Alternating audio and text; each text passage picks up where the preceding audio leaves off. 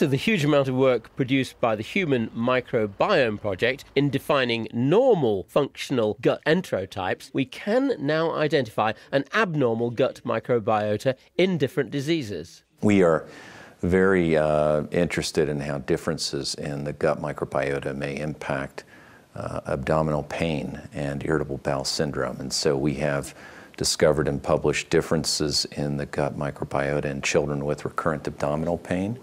We've also been collaborating with a number of other investigators and identifying differences in the gut microbiota in children with short bowel syndrome, and certainly a number of studies now showing differences in the microbiota in inflammatory bowel disease and other GI disorders.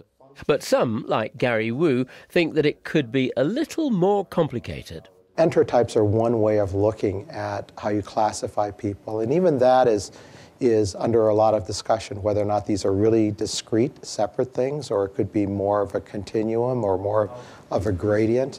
But I think there are going to be different ways that we can describe how diet influences microbial communities, and it's not going to be just enterotypes. I think it's going to be much more complex than that.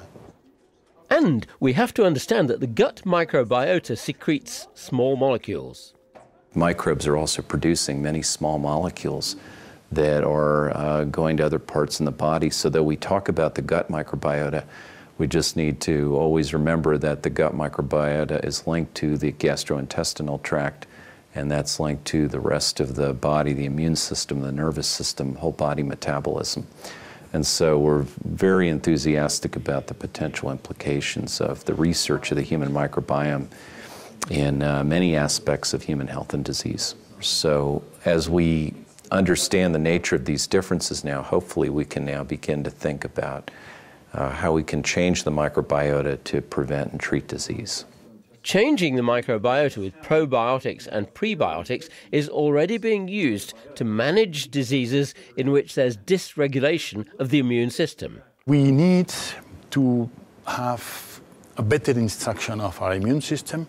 The tools we have now are probiotics and prebiotics. Mainly probiotics for the immune system, as far as we know today, because probiotics are live bacteria that we are introducing in the immune system, even if the effect is transitory, so it's not permanent effect, but we found an effect of the immune system.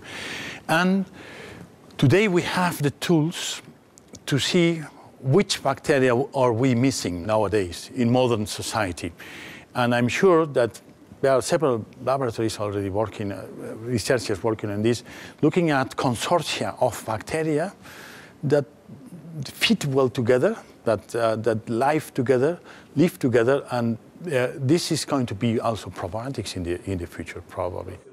With more than 1,000 controlled trials in humans during the last decade, diet and probiotics as treatments are evidence-based, but many questions still need to be answered. Will you actually do something to a human subject and see what the consequence is? It's what we do in the laboratory.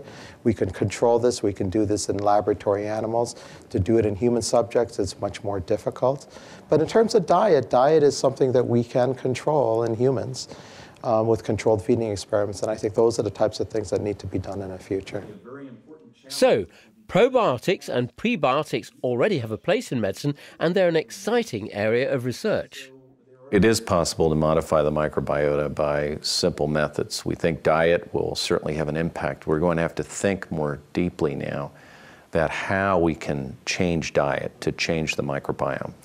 And we need to also think about probiotics and prebiotics and advance the science of probiotics and prebiotics to use next generation probiotics, prebiotics based on the knowledge of the human microbiome.